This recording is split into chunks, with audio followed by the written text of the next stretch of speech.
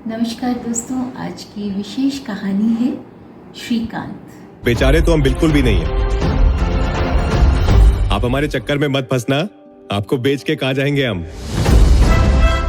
आंध्र प्रदेश के एक छोटे से गांव मछलीपट्टनम में 1992 में आंखों से न देख पाने वाले एक दिव्यांग बच्चे को जन्म देने के कारण वेंकटम्मा और दामोदर राव को समाज की तथाकथित नेक सलाह यही दी जाती है कि इसे तो मार डालना ही ठीक रहेगा, वरना ऐसे बच्चे के साथ तो सब जिंदगी भर का दर्द ही तुम्हें झेलना होगा।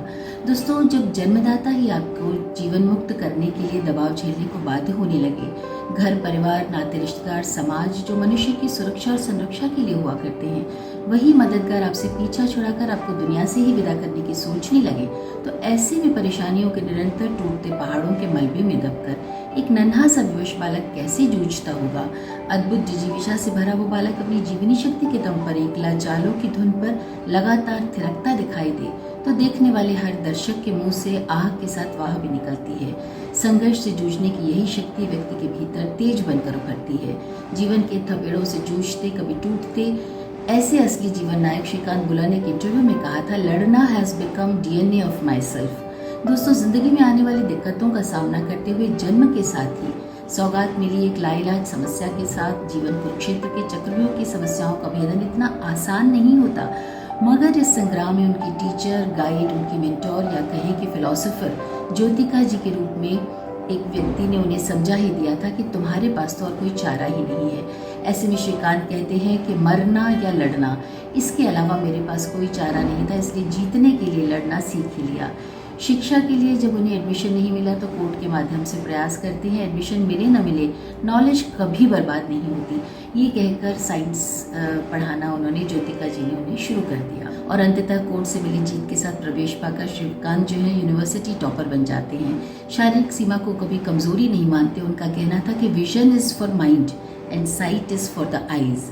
और उनके ही शब्दों में कहूँ तो ये फिल्म जो है वो ब्लाइंडनेस को नहीं शो करती है, ये विजन को शो करती है। और विजनरी राष्ट्रपति अब्दुल कलाम साहब ने उन्हें हमेशा हीरो कहकर संबोधित किया और उनका इस फिल्म में किरदार निभाया है राजकुमार राव ने। और जैसा कि आप सभी जानते हैं, राव अपने अभिनय की विश्वसनीयता से हमेशा ही दर्शकों का भरोसा जीतते रहे। दृष्टि दोष के कारण इस बच्चे को घर परिवार समाज ने कटोरा देकर भीख मांगकर दूसरे की दया पर निर्भर रहने की सीख दी, तो वही अक्षम बालक अपने भीतर की जुझारू प्रवृत्ति के कारण अमेरिका की सबसे बेहतरीन यूनिवर्सिटी में बगैर किसी शुल्क के छात्रवृत्ति के साथ सम्मानपूर्वक पढ़ने के लिए आमंत्रित किया जाता है। फिल्म में श्रीकांत का एक संवाद है, मैं अंधा हूँ, भाग नहीं सकता, इसलिए सिर्फ लड़ सकता हूँ। फिल्म का सार यही है और यही फिल्म का मूल मंत्र भी। इस फिल्म में दोस्त और बिजनेस पार्टनर के रूप में शरद केलकर लाजवाब बन पड़े हैं। फिल्म के निदेशक तुषार हीराचंदानी की ये फिल्म भी उनकी पहले की सांड की आंख की तरह ही बहुत ज़्यादा फिल्म के मिर्च मसालों की छौंक के बगैर एक सीधी और सच्ची सी फिल्म का रूपांतरण है।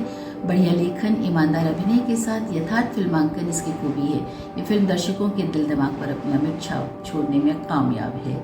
ज़रूर देखिएगा और इस दोस्त को जितना हो सके शेयर कीजिए, सब्सक्राइब कीजिए और लाइक कीजिए। आपकी पसंद की प्रतीक्षा रहेगी। शुक्रिया।